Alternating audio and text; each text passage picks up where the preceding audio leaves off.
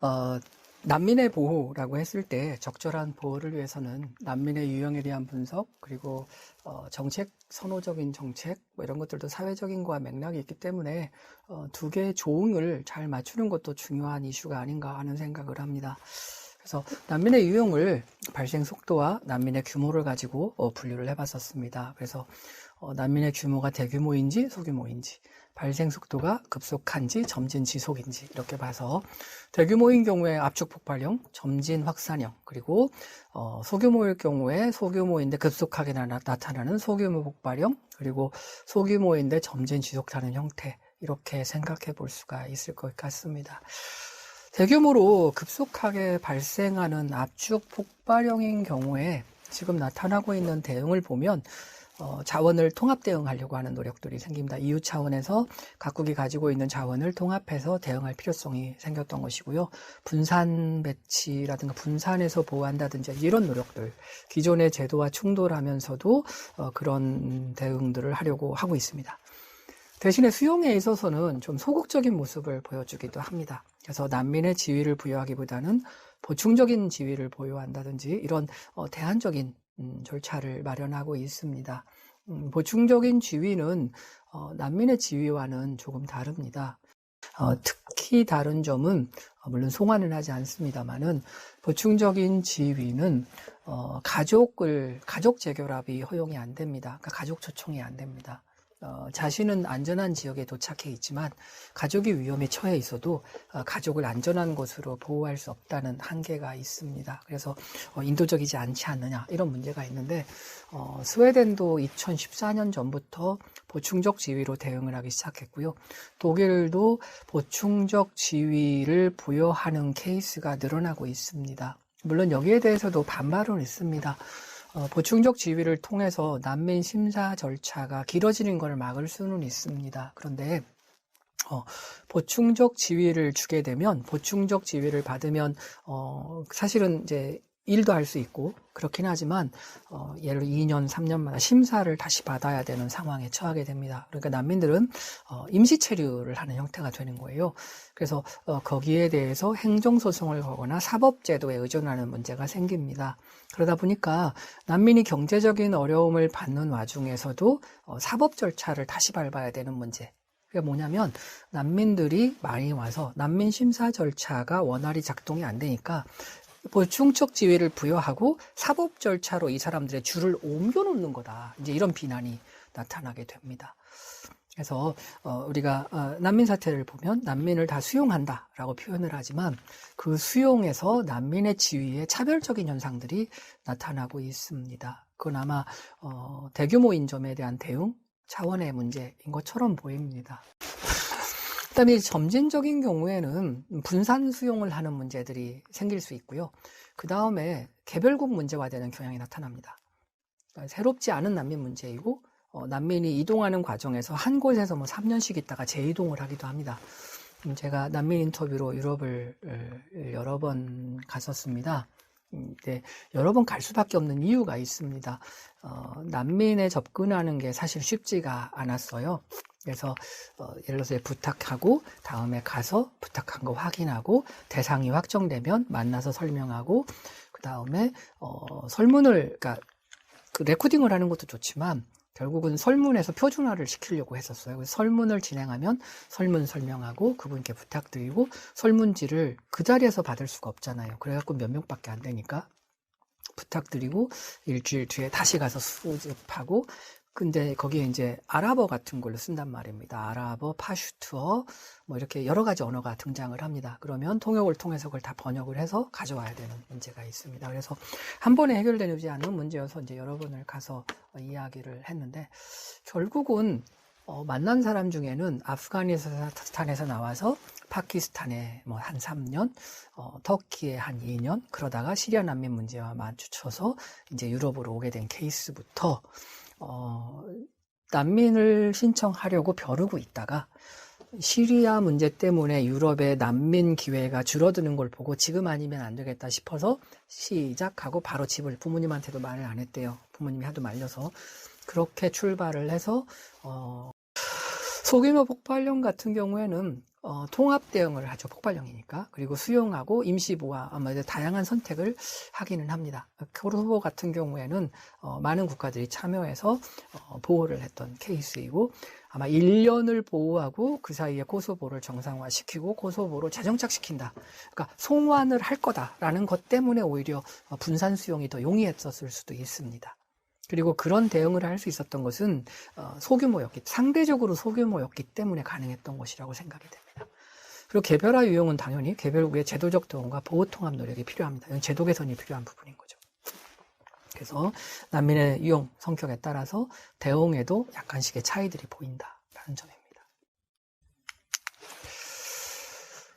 레스보스 사태가 레스보스 섬의 모리아 캠프 문제가 난민을 수용하는 과정에서는 위기, 현실을 보여주는 것으로 사례로 많이 지적되는 사례입니다. 레스보스 섬은 터키 연안 쪽에 붙어 있는 그리스 섬이고요. 얘기를 들어보면 한 3시간 정도 보트를 타면 도착할 수 있는 3시간인지 정확한 기억이 한번 확인은 필요합니다. 그래서 가장 가까운 섬 중에 하나입니다. 그래서 이제 보트를 타고 도착하고요. 인터뷰한 사람 중에서도 첫날 실패하고 돈을 한번 내면 5번까지인가 시도를 할 수 있대요. 그럼 경찰들한테 오면 이제 피해야 되고 그래서 타고 그 와중에 한 사람에게 전화기하고 뭘 준다고 합니다. 그래서 전화도 하고 자기가 탔던 데에서는 전화하면서 먼저 갔던 사람한테 전화를 해서 계속 위치도 이야기하고 이렇게 해서 이제 도착을 한다. 이렇게 이야기를 합니다. 물론 그런 이동 과정에 다양한 법적인 문제에 충돌되는 것이 있습니다. 예를 들어서 그 배에서 그러면 어떻게 할지를 거기에는 휴먼 트래피커들이 타지 않는데요. 그러니까 난민들로만 그 배를 채웁니다. 근데 누군가는 무엇인가를 해야 되잖아요. 그럴 때 거기에서 방향을 설정하거나 하는 사람들이 나중에 조사 대상이 될 수 있다고 그래요. 밀국자와 협력한 혐의처럼 되는 거죠. 그래서 그런 보이지 않는 법적 충돌도 있습니다. 어쨌든 레스보스의 모리아 캠프에는 지중해 도착 난민이 캠프가 설치가 되는데 2017년에 이미 6만 명으로 수용 인원이 초과했다고 그럽니다. 비호 신청하는데 약 1년 정도 대기를 해야 되고 그 사이에 난민은 계속 도착한다. 장지글러라고 하는 사람이 난민 이야기라고 해서 이 사태에 방문했던 기록들을 남긴 게 있습니다. 그래서 인터뷰를 했는데 거기 지원하는 도와주는 사람들, 관리하는 사람들 이야기가 난민은 끝없이 밀려 들어온다. 절차를 하는데 끝없이 밀려 들어온다. 우리가 무엇을 안 하려고 하는 것이 아니다. 이미 우리의 수용 능력을 초과했다. 그런데도 계속 들어온다. 어떡하라는 거냐. 이제 이런 표현들이.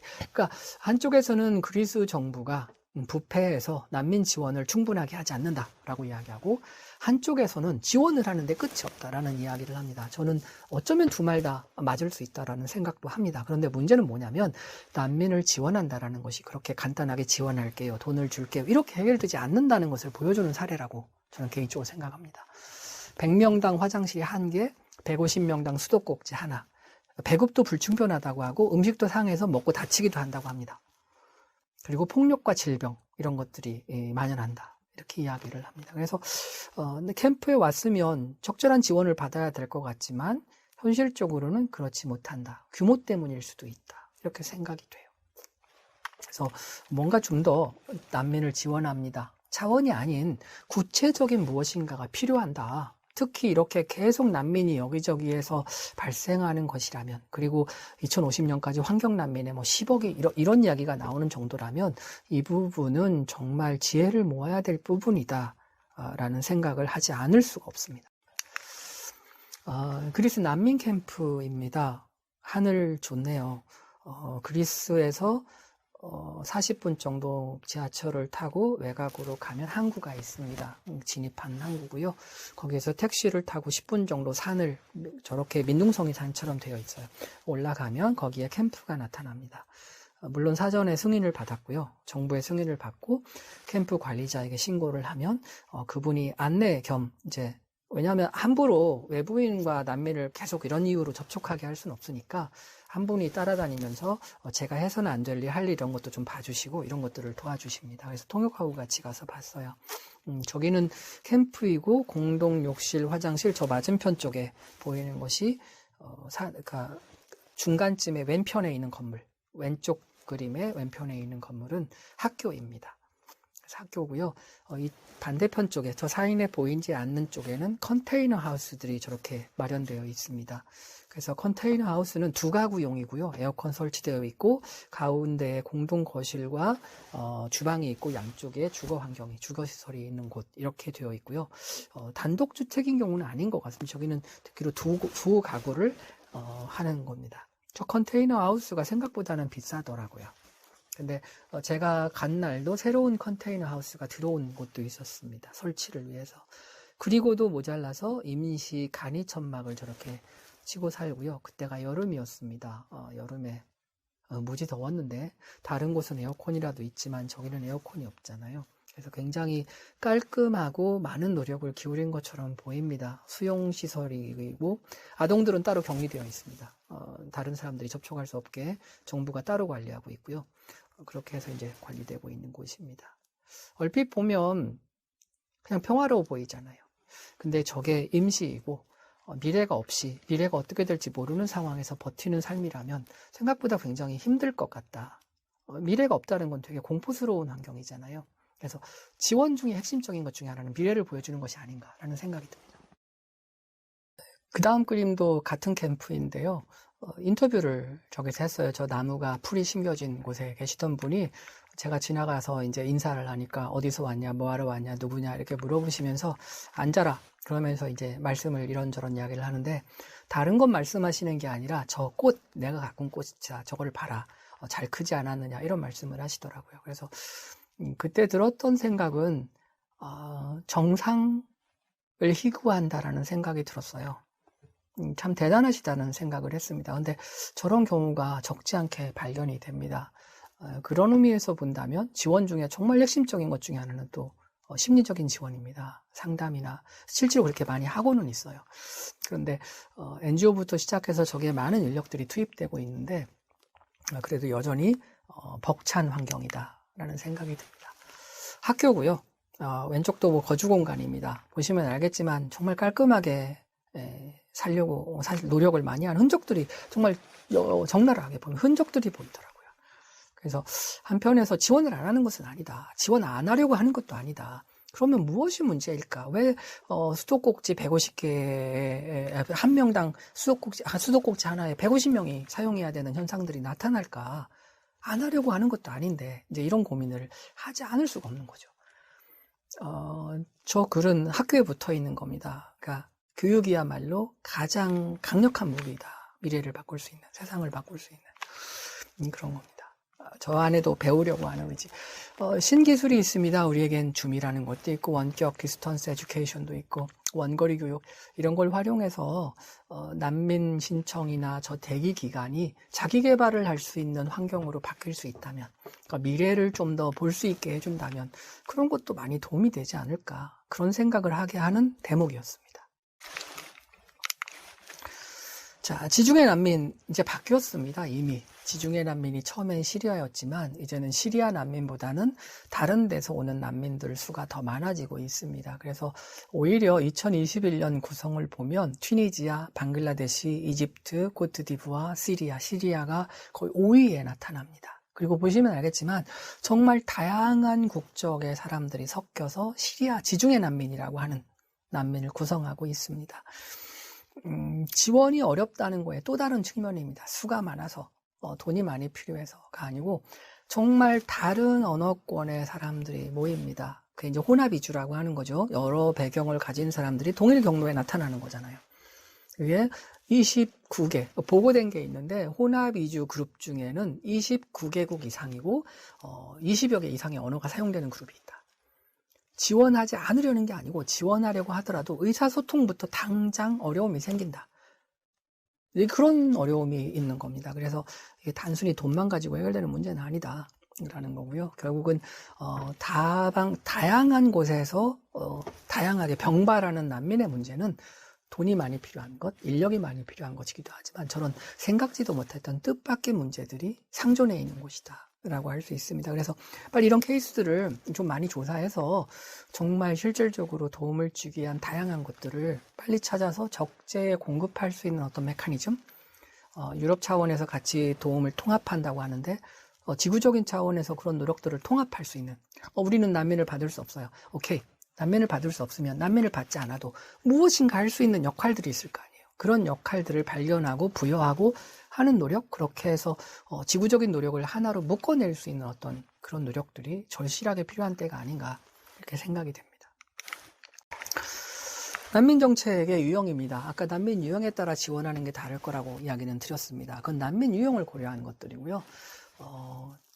사회 구조적인 맥락하에서 할 수 있는 일, 할 수 없는 일이 나누기도 합니다. 사회마다 프레퍼런스 선호가 다르니까요. 그래서 이번에는 난민, 실제로 하고 있는 난민 정책들을 유형을 한번 해봤습니다. 그래서 난민의 인식과 개방에 관한 문제를 가지고 한번 해봤어요. 난민을 어떻게 보느냐? 그거는 이제 기능적으로 보는 경우도 있습니다. 경제적인 기여라는 차원에서 보는 게 있고요. 난민을 사회적인 차원에서 인식하려는 경향들이 발견되는 것 같습니다. 개방에 대해서도 폐쇄적 혹은 역사적 맥락을 고려한 선별적인 정책이 있고요. 그리고 개방적인 정책도 있습니다. 영국 같은 경우는 차별적인 모델이라고 이야기합니다. 특히 이주 정책에서도 차별적인 표현을 쓰는데, 이건 차별한다는 것은 인종이나 뭐 이런 걸로 차별한다 그런 의미가 아니고요. 차이를 둔다. 근데 역사적인 맥락을 고려한다라고 보시면 될 것 같습니다. 그래서 영국 같은 경우는 이제 경제적인 여파를 많이 고려하는 차원인 것 같고요. 저거는 이제 자유주의적인 정책, 뭐 이런 걸 하면서 나타난 사회복지 정책과의 연관성, 이런 맥락적인 차원에서 아마 진행되기 때문에 그렇다고 판단이 됩니다. 그래서 차별적인 모델이라고 할 수 있고요. 시리아 난민도 영국은 그렇게 표현을 하더라고요. 경제 난민이다. 그래서 경제 이주자라는 표현을 BBC에서 한동안 많이 썼고요. 난민이라고 보기 어려운 사람이 너무 많다. 그러면 영국은 난민 보호를, 시리아 난민을 보호하지 않느냐? 그런 건 아니에요. 생각보다 많이 받았고요. 시리아 난민이라고 확증이 되거나 반드시 보호해야 될 사람들은 보호하겠다. 그래서 누구를 받겠다고 했냐면 아동을 받기로 했습니다. 보호자가 미동반한 아동들. 그건 어떠한 상황이라도 보호해야 되잖아요. 이건 틀림없이 보호해야 되는 건데 그건 내가 하겠다. 물론 약속한 만큼 받지는 않았습니다. 그러나 그렇게 받기로 했어요. 굉장히 그런 면에서 보면 역시 폐쇄적인 모델인 거죠. 특정한 그룹을 받겠다. 이렇게 선별을 한 거니까. 반면에 독일은 이제 개방적이고 공리주의적인 모델을 취했습니다. 난민은 받으면 경제적으로 도움이 된다. 노동력으로 기여할 수 있다. 그게 교육을 해서 인력으로 쓰면 된다. 이런 식의 접근을 하는 겁니다. 독일은 공리적인 모델이라고 볼 수 있고요. 프랑스는 경제적인 고려라기보다는 인도주의적인 차원을 강조하기는 합니다. 그러나 모델 자체가 동화 모델입니다. 조건들이 있어요. 난민이 들어올 때 국가와 계약을 체결하고 공화주의를 수용해야 되고 뭐 이런 것이 있습니다. 그래서 종교적인 것을 겉으로 표방하는 것은 사회적으로 용납이 안 되는데 너도 그렇게 해야 된다. 뭐 이런 이야기를 하게 되는 거죠. 그래서 난민들 사이에서는 그게 이제 큰 차이인데 영국으로 넘어가려는 난민들이 프랑스에 많이 들어왔습니다. 프랑스는 구조적으로 보면 알제리 쪽하고 그 다음에 아프간 난민이 주로 많이 선별적으로 들어오는 곳이더라고요. 근데 깔레 난민이라는 표현이 있지 않습니까? 프랑스에 난민 자격으로 난민도 들어왔는데 프랑스에서 비호 신청을 하지 않습니다. 영국으로 가겠다는 거예요. 그 이유가 프랑스는 동화 모델을 사용하면서도 특별하게 크게 지원하는 것이 없다. 이런 불만들이 있는 것 같아요. 그래서 일자리의 기회가 많다고 알려진 영국으로 가겠다라고 해서 깔레 난민을 하게 되는 거죠. 그러니까 난민도 선택을 하려고 하는 경향들이 보이기도 하고 프랑스는 역시 영국과는 다른 모델이라는 것이 이제 확연히 드러나는 게 깔레 난민이라고 저는 개인적으로 생각합니다. 그 다음에 사회적이면서 개방적인 모델을 지지하는 것은 스웨덴입니다. 그래서 난민은 받아야지요. 경제를 고려한 건 아닙니다. 인도주의적이고 그리고 개방적입니다. 근데 앞서서 잠깐 말씀드렸지만 스웨덴도 받기는 받는데 난민 지위가 아니고 다른 지위로 받으려고 하고 있는 중입니다.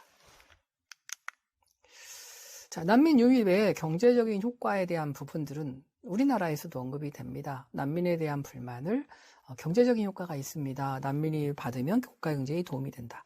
난민들은 거시경제에 부담을 주지 않는다. 이런 이야기들이 제주도에 난민이 들어왔을 때, 예멘 난민이 들어왔을 때 우리나라에서 보여준 것입니다. 그거는 우리나라 경제주의적인 접근을 어느 정도 해서 설득하려고 했던 시도들은 있다라고 하는 것입니다.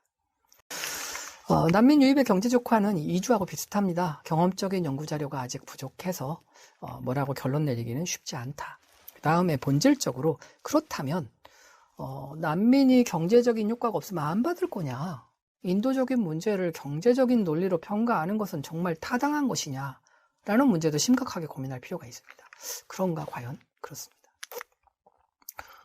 자, 과연 유럽의 난민이 다양하게 들어왔을 때 경제적인 문제만으로 보는 것이 타당한가? 뭐 이런 문제를 제기를 했었는데요. 인식에서도 사실은 변화가 나타납니다. 퓨 리서치 센터의 2018년 보고를 보면 폭력이나 전쟁을 피해 나오는 난민을 수용해야 하는가? 유럽 같은 경우는 찬성이 77%, 각 국가별로 중앙값입니다. 나옵니다. 물론 국가별로 차이들은 많이 나타납니다. 그래서 지지해야 된다, 그렇지 않는다. 이스라엘이나 러시아 같은 경우 이제 좀 다른 의견이 나오기도 하고, 헝가리도 EU 국가 가운데는 약간 보수적인 답변을 내놓고 있습니다. 또다시 퓨 리서치 결과를 보면 테러 가능성이 높아지는가, 난민을 받았을 때 중앙값은 59%, 복지에 부담이 되는가 50%, 범죄와 관련도 있는데 난민이 더 비난을 받아야 되는가, 난민, 범죄 이렇게 카테고리 해도 되는가 30%. 그걸 보면 유럽에서는 난민과 관련해서는 복지 부담에 대한 우려, 범죄에 대한 우려보다는 테러 가능성에 대한 우려가 조금 더 높다 이렇게 보입니다. 물론 국가마다 조금씩 차이는 있습니다. 역시 헝가리가 계속 보수적인 답변을 내놓고 있는 것 같긴 합니다. 그럼에도 불구하고 거의 많은 나라가 난민 이꼴 범죄 가능성을 보는 데에는 굉장히 부정적입니다. 그런 의미에서는 인식도 격차가 있고 좀 차이가 있기는 합니다. 자, 난민의 정치 사회적인 의미입니다. 긍정적인 효과가 있는가, 부정적인 효과는 있는가? 글쎄요, 난민을 보호한다는 차원에서 긍정 부정을 따지는 게 과연 바람직한가? 이 문제는 있습니다. 다양성이 증가하고 사회 역동성이 생길 수 있습니다. 이게 정말 옳은가라는 고민을 하게 되는 거죠. 난민 수용과 지원을 둘러싸고 갈등이 증가할 수도 있습니다. 이 갈등을 잘하면 사회 역동성으로 발전시킬 수도 있는 거죠. 그러니까 꼭 부정적이라고 말하기는 어렵습니다. 다만 안보 문제에 대한 우려가 나타나는 부분에 대해서는 어떤 식으로든 뭔가 대응이 필요하기는 합니다. 여러 국가가 대응하려고 하지만 그렇게 성공적인 것으로 보이지는 않습니다. 그 다음에 자유주의에 대한 도전이 나타나는 건 큰 문제라고 생각합니다. 혐오, 그다음 반이주, 반난민, 이게 선거 때 극우 세력의, 극우 정당의 득세로 나타나고 있습니다. 2014년부터 2017년의 선거 결과입니다. 이 결과를 보시면 지지율이 급속히 증가하고 있을 뿐만 아니라 특정 국가에서는 일당이 되기도 합니다. 스위스, 폴란드 이런 데가 일당으로 나타났고요. 체코에서도 일당이 됐습니다. 물론 이것은 그게 지속된다라는 뜻이 아닐 수도 있습니다. 그러나 유럽 내에서 우파 정당들이 연합하게 되거나 이렇다면 난민 정책에 상당히 큰 영향을 줄 수도 있습니다. 그런 의미에서 난민을 지원한다는 것은 이런 우파 정당의 발생 가능성까지를 다 고려한 총체적인 어떤 시스템 구축 노력 같은 것도, 단기적으로는 당장 지원하는 것도 중요하고, 따뜻한 먹거리와 옷과 쉘터를 주는 건 당연히 필요하지만 좀 더 체계적인, 좀 더 큰 틀에서의 지원 메커니즘을 만드는 것도 굉장히 중요하다라고 판단이 됩니다.